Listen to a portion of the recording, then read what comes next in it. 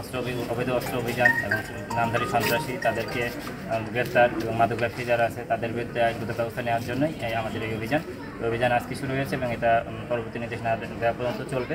তাছাড়া পুলিশের নিয়মিত যে কার্যক্রম সেগুলো তো আছেই। আমরা সব থানায় বাগেরহাট জেলায় একযোগে আমরা এই অভিযানে নেমেছি এবং এই আমাদের অভিযানের ধারা অব্যাহত থাকবে।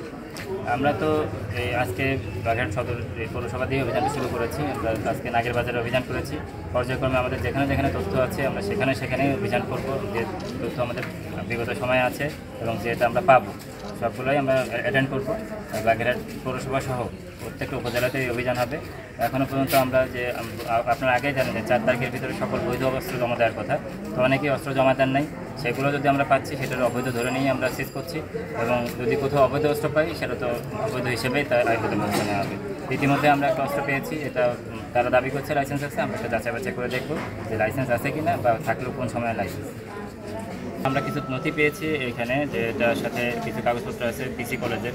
এই কাগজপত্রগুলো আসলে যার কাছে পেয়েছি তার কাছে থাকার কথা কি না, সেটার কাস্টডি রাখার দাবি রাখে কিনা সেটা আমরা যাচাই বাছাই করে পরবর্তীতে আইনগত ব্যবস্থা নিব।